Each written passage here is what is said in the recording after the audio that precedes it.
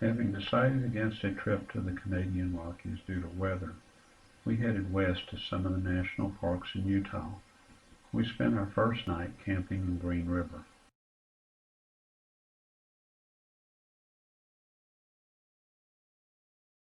Our first park to visit was Capitol Reef. Established in 1971, this park preserves many geological features of the Waterfold Pocket Uplift that runs about 100 miles north from Lake Powell. It was one of the most favorite parks we visited on this trip because it was less crowded than the others and had several easy hikes.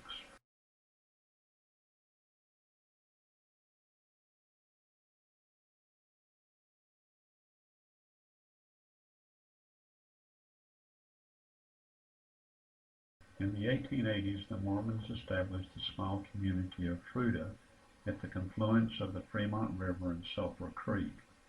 They built irrigation systems to water the many fruit orchards and pastures they used to maintain an agricultural lifestyle for several decades. The park preserves that history. Petroglyphs line many of the rock walls in the park. They are reminders of the ancestors of the Hopi, Zuni, and Paiute tribes that inhabited this valley between 300 and 1300 AD.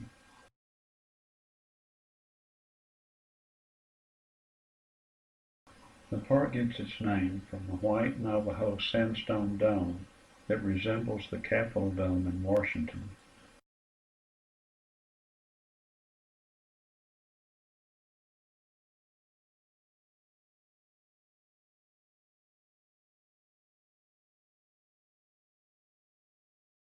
After stopping at the Visitor Center, we drove to the northwest entrance to the park. This area contains a 400-foot tall sandstone tower known as Chimney Rock and several longer hiking trails that we did not take.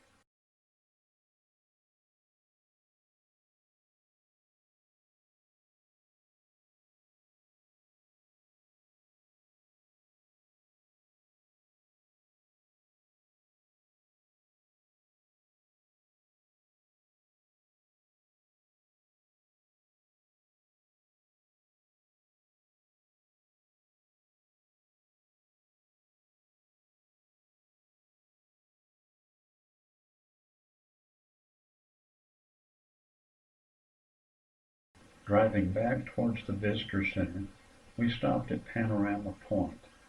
This overlook has views of the Fremont River Valley and the white sandstone dome that gives the park its name.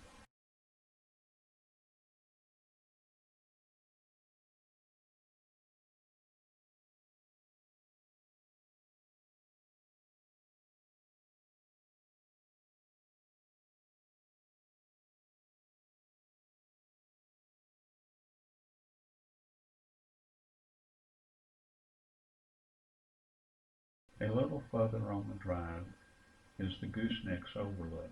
From this vantage point, one can see the canyon area through which the Sulphur Creek flows before joining the Fremont River.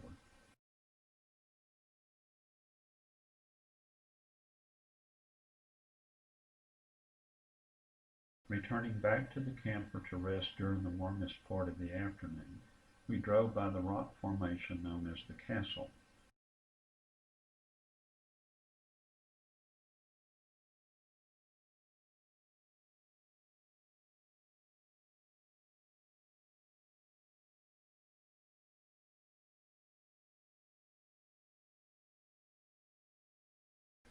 I left Vicki at the camper to hike the Hickman Bridge Trail. This is one of the most popular trails in the park, but it is on the upper end of moderate. You traverse 3 ridgelines and descend into 3 riverbeds to get to the arch at the end of this trail. Much of the level portion of the hike is through deep sand along the river bottoms. You circle back behind and then under the arch before heading back to the trailhead. There are many sinkholes and erosional features that make this a very enjoyable hike.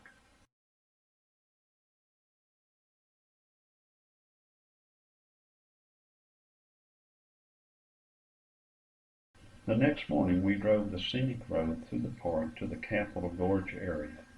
This is a dry riverbed that used to be the main road between Fuda and the town of Nodal. It is a very level and easy walk that takes you through a narrow canyon area that has Indian petroglyphs and a pioneer register containing the records of people traveling through the area etched into the sandstone walls of the canyon.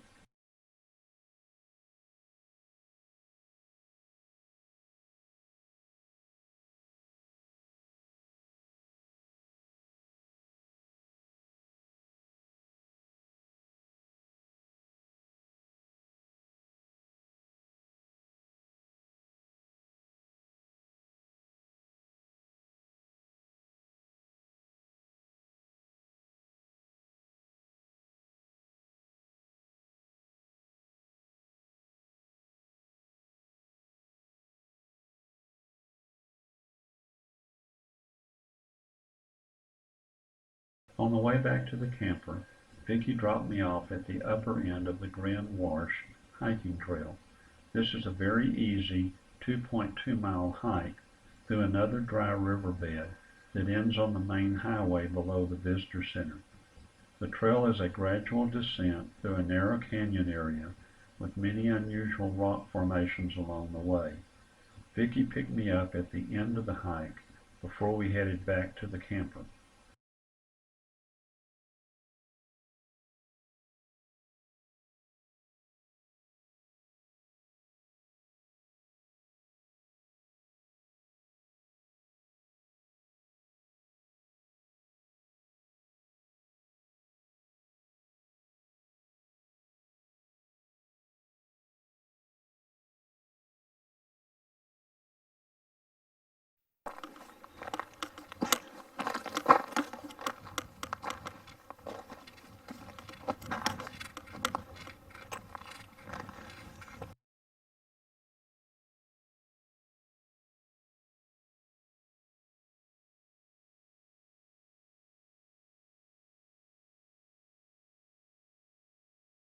That evening we took one last drive along the scenic road through what is called Cathedral Valley.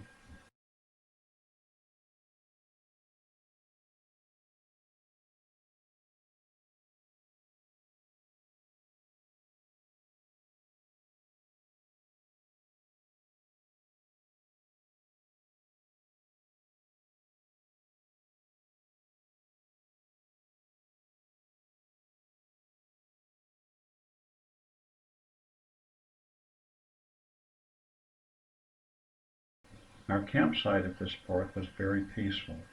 It backed up to an apple orchard that provided afternoon snacks and visits from animals inhabiting the park. We enjoyed the ice cream, fried pies, and jelly we purchased at the old Gifford house. The giant cottonwood trees provided shade for more of the local animals.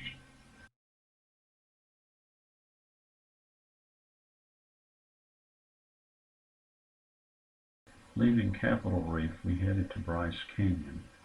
We drove through a section of the Grand Staircase Escalante National Monument. Bryce Canyon was extremely crowded, but offered amazing erosional landscapes containing thousands of hoodoos. After securing a camping spot, we drove to Rainbow Point at the southern end of the park road and worked our way back to the visitor center, stopping at each pullout to take in the views.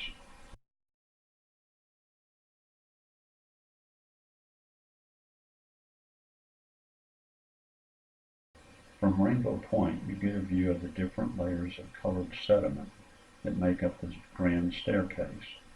The main layers are composed of pink, gray, white, vermilion, and chocolate cliffs. The tree-covered hills on the distant horizon mark the north rim of the Grand Canyon. This overlook marks the highest elevation in the park.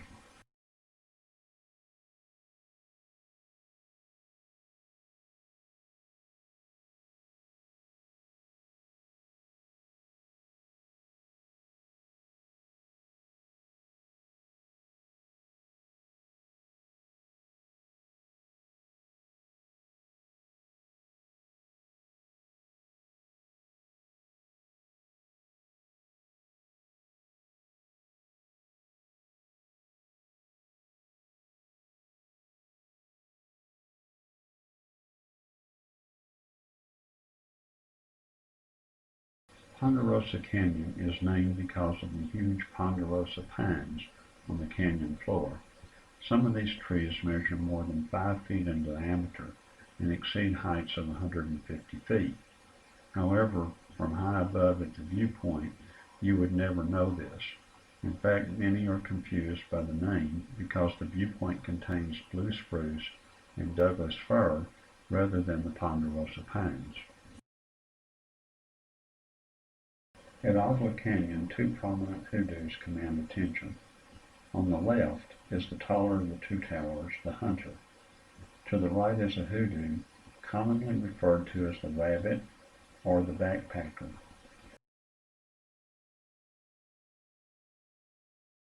Natural Bridge is one of several arches found in Bryce Canyon and creates a beautiful scene at this viewpoint. This arch, sculptured from the Vermilion Cliff layer, poses a stark contrast to the dark green of the ponderosa forest that peeks through the arch from the canyon below. Fairview Point has spectacular views of famous landmarks that make up this grand staircase. In this way, the views are similar to that at Rainbow Point. In the foreground of the scene, a layer of resistant rock caps a fin protruding from the plateau. These resistant layers prolong the life of the fin, protecting the soft limestone from the forces of erosion and delaying the formation of hoodoos. Once this resistant cap has been eroded, however, the fin will have a short life, as a series of hoodoos, before being weathered completely into a pile of clay and sand that will soon be washed away.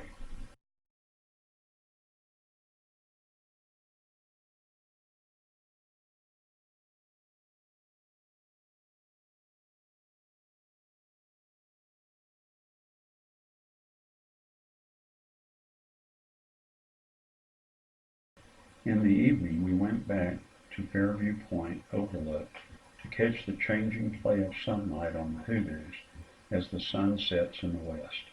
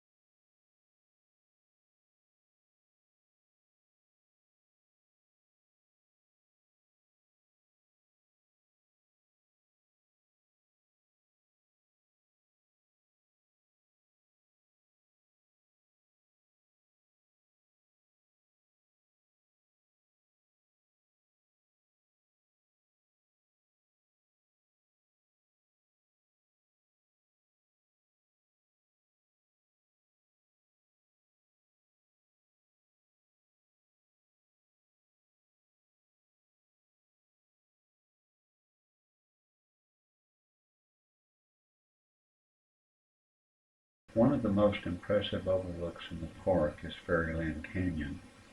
Located in the north end of the park, the hoodoos that fill this canyon are younger than those further to the south in the main section of the park. The Paiute Indians saw these hoodoos as ancient peoples who were turned to stone. We stopped at this overlook the next morning on our way to Cedar Breaks.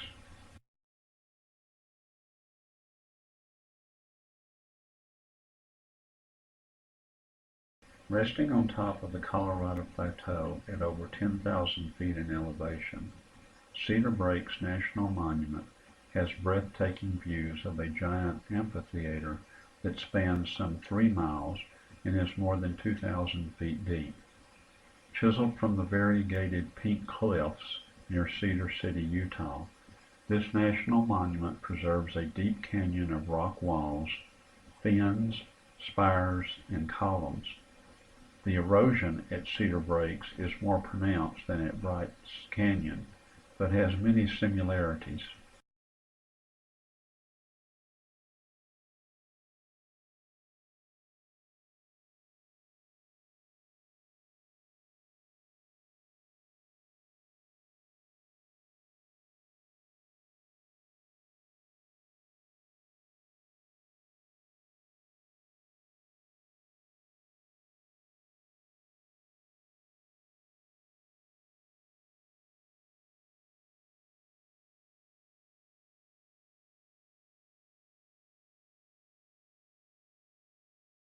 This area is a form of badlands, a series of canyons, spires, walls, and cliffs, so steep and confusing that it presents amazing scenery, but is quite uninhabitable. Early settlers called them badlands or breaks, and created its current name by combining breaks with the term cedar for the many juniper trees that are often incorrectly called cedars that grow in this area.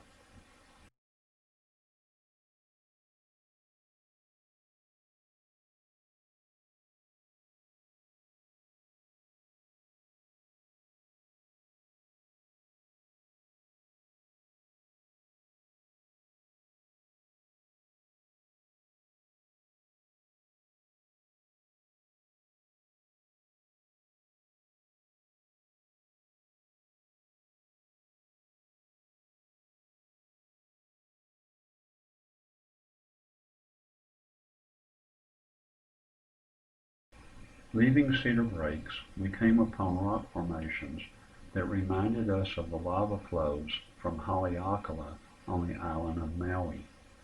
These flows came from basaltic cinder cones that erupted as recently as 1050 AD. These more recent eruptions formed Navajo Lake when they dammed up a section of Duck Creek. Near Bryce Canyon, Highway 12 cuts a path to another erosional area that forms Red Canyon State Park. Sunset Point offers vistas of some of the most famous and breathtaking of Bryce Canyon's hoodoos. Directly below the point and to the south, this silent city rises from the canyon floor, a maze of hoodoos and fens packed in tight formation. From the canyon rim, you get views of Boat Mesa and Sinking Ship. Geologists have calculated that the rim of the canyon is eroding at a rate of 2 to 4 feet every century, and that in approximately 3 million years, Bryce Canyon will be gone forever. On our last evening in the park, I took a hike to Queen's Garden. The perspective from the canyon floor is well worth the hike, even if it is uphill all the way back.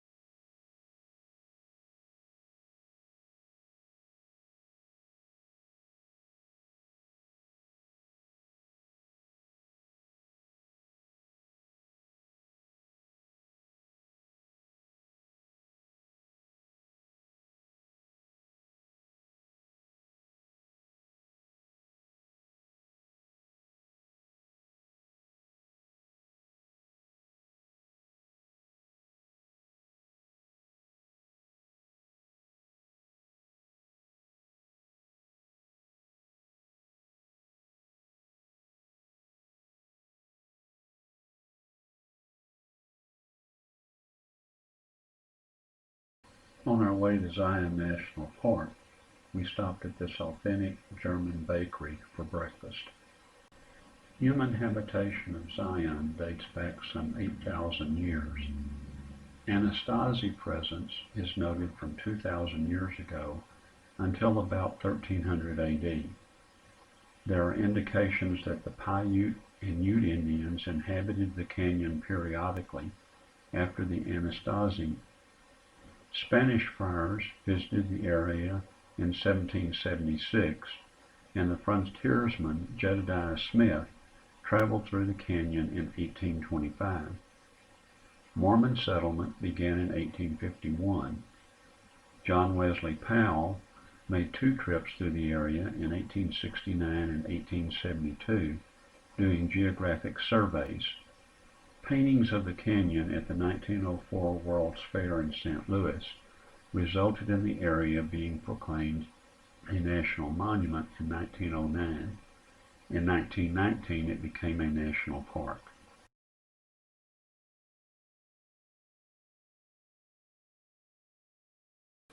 We entered the park from the east along the Zion-Mount Carmel Highway, which was completed in 1930.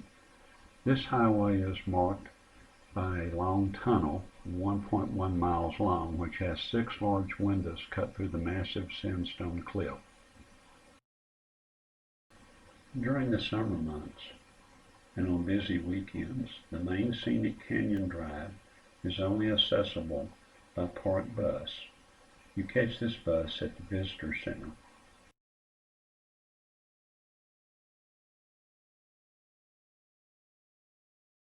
We took the bus to the lodge area and hiked to the lower Emerald Pool.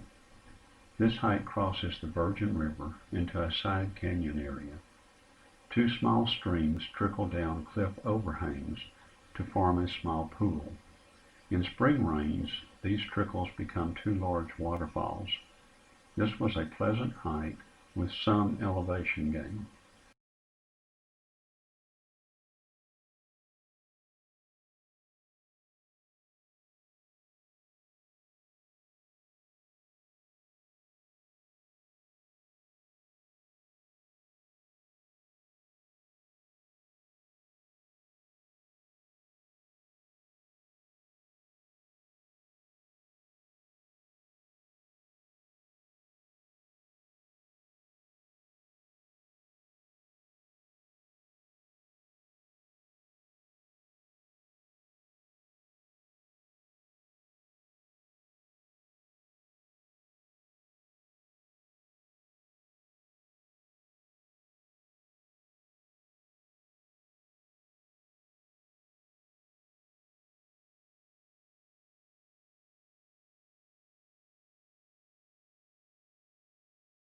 After this hike, we caught the bus and returned to the History Museum for a brief stop.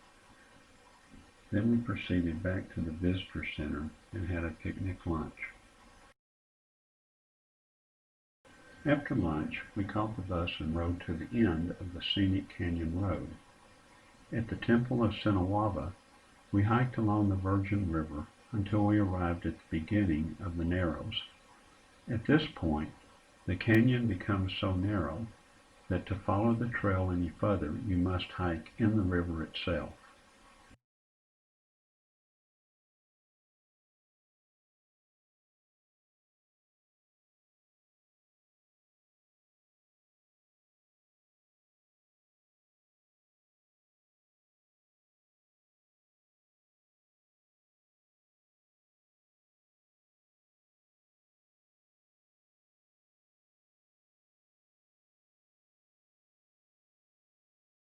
After returning to the visitor center, we drove to the Kalab Terrace section of the park.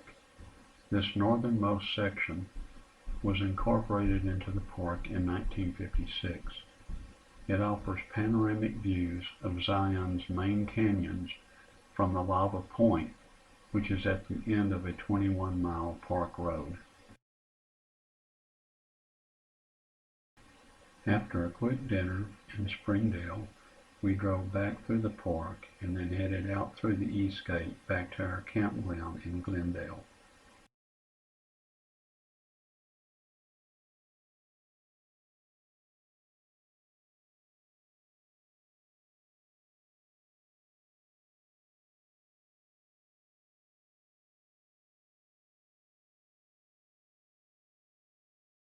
The park's entry station is located in a broad valley that had attracted a herd of bison.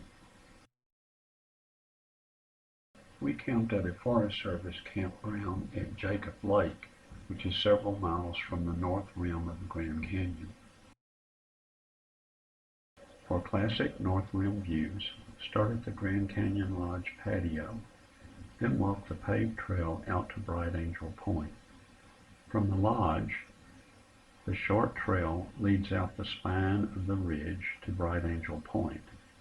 This trail is steep in places, with drop-offs and stairs, but it provides dramatic views into Roaring Springs and Bright Angel Canyons. Bright Angel Point is by far the most popular viewpoint on the north rim. You get the best views by climbing to the top of the promontory at the end of the trail.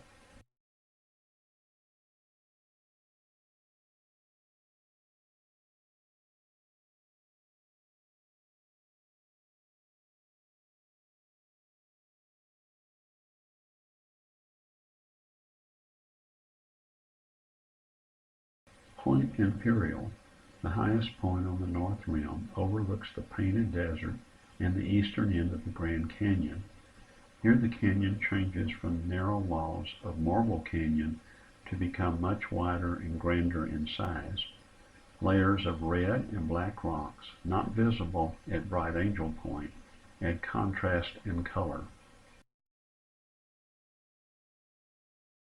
Cape Royal, the southernmost viewpoint on the north rim, provides the most panoramic views from this side of the Grand Canyon. With seemingly unlimited vistas to the east and west, it is popular at both sunrise and sunset. A sweeping turn of the Colorado River is framed through the natural arch of Angel's Window. To the north lies Marble Canyon, and to the south lies the Palisades of the desert. You can even see the Desert View Watchtower across the canyon on the south rim.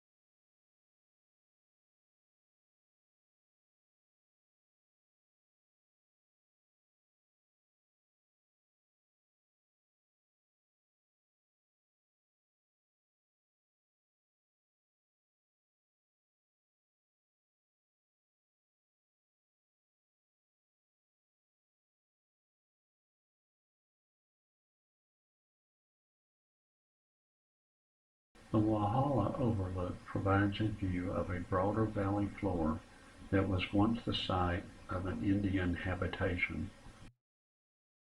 The Roosevelt Point Overlook is the newest on the North Rim Road.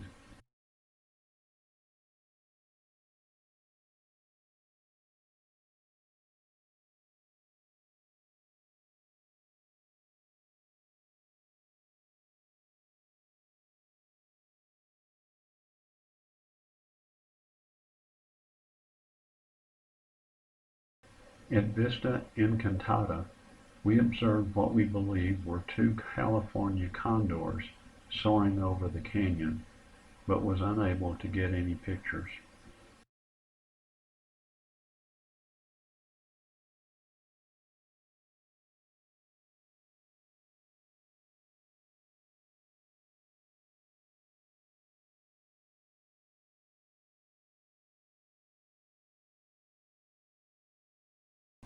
We drove by the Vermilion Cliffs National Monument and the Marble Canyon area of the Colorado River on our way to Page, Arizona. This is a desolate area occupied by small Navajo townships. Page, Arizona is located near the Glen Canyon Dam and the Wahweap Recreation Area on Lake Powell. We had reserved a boat tour out of the marina at the Wawee Marina and drove to the marina the next morning. We enjoyed conversation with two couples from Scotland and gathered important information from them for our trip to Great Britain next spring. The boat tour heads northeast from Wawee through the Castle Rock Cut towards the Antelope Canyon section of Lake Powell. The lake is 186 miles long and is named after Major John Wesley Powell, who explored the Colorado River area in 1869. Lake Powell is a major source of recreation. You will see many houseboats, wave runners, and speedboats utilizing the waters of this lake.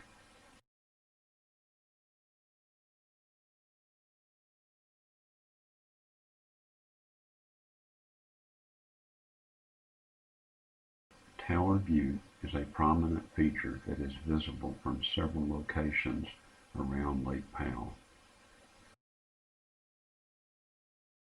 Lake Powell was formed by damming the Colorado River as it leaves the Glen Canyon area. It is the second largest reservoir in the U.S.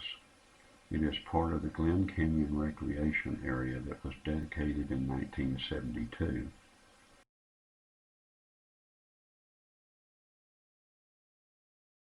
The water level in Lake Powell fluctuates with river flow. The highest level was reached in July of 1983 and is marked by the white areas seen in these pictures. Since then, the water levels have dropped over 100 feet.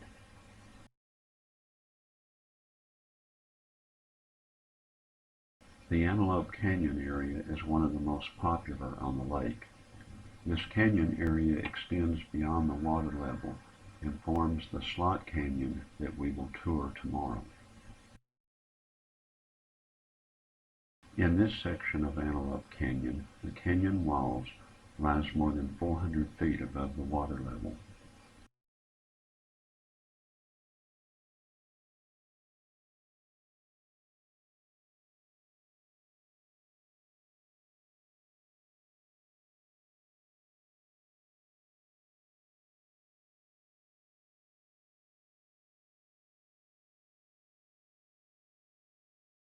These houseboats are available for rent at the Antelope Canyon Marina.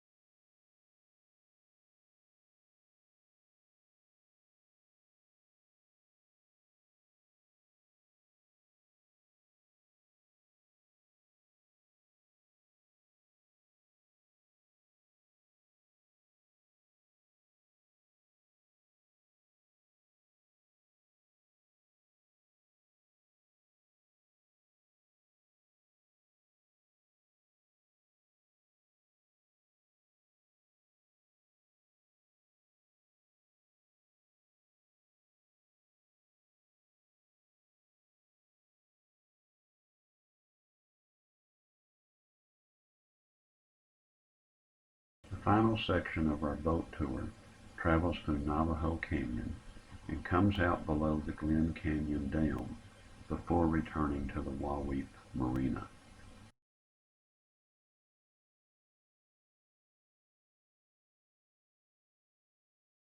Horseshoe Bend is located 5 miles downstream from the Glen Canyon Dam.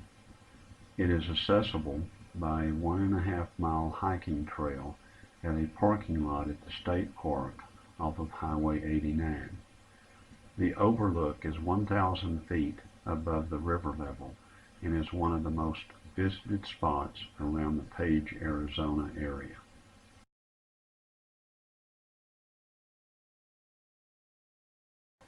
Many tour companies offer boat rides through this section of the Colorado River.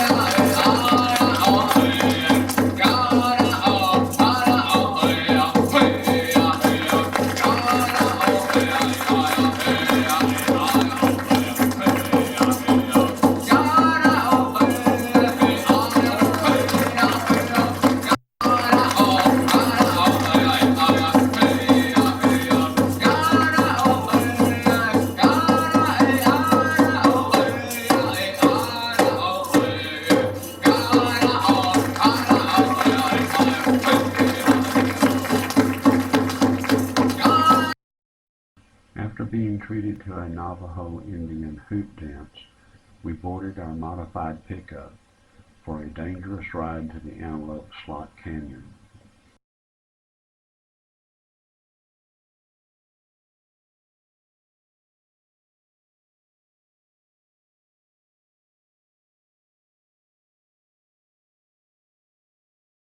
We met a couple who had retired from Harding University and enjoyed visiting with them prior to our tour.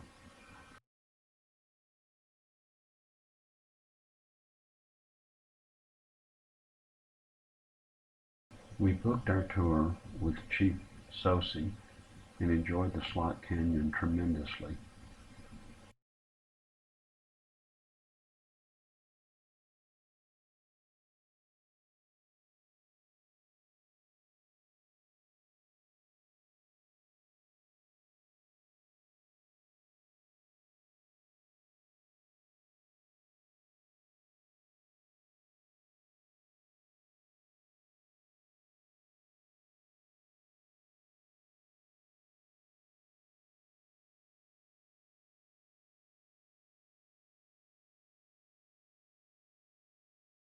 Our particular guide drove like a maniac and was rather outspoken and gruff with some of the customers, but it did not keep us from enjoying this geological wonder.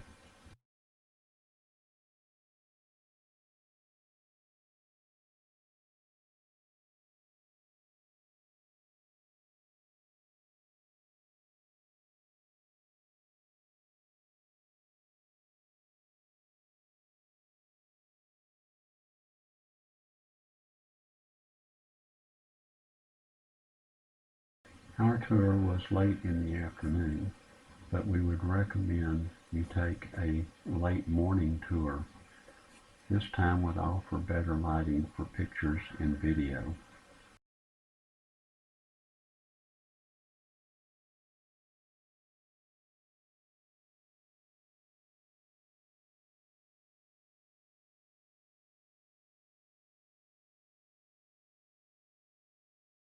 Monument Valley is a region of the Colorado Plateau characterized by a cluster of sandstone buttes reaching a height of 1,000 feet.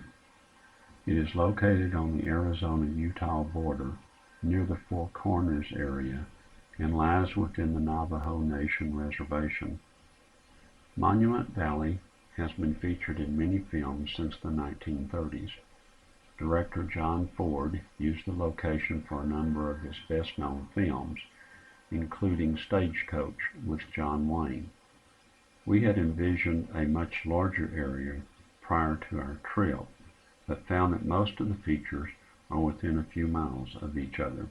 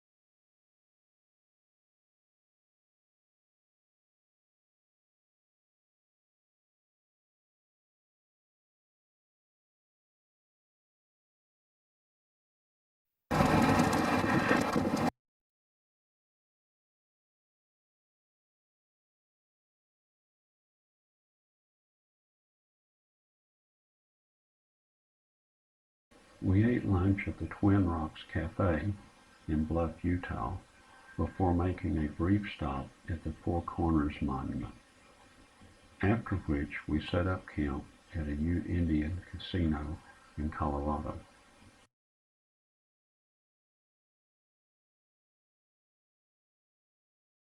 We finished our trip by camping 2 nights on the Piedra River outside Pagosa Springs and along the Rio Grande River in South Fork. We took drives into the mountains in both areas.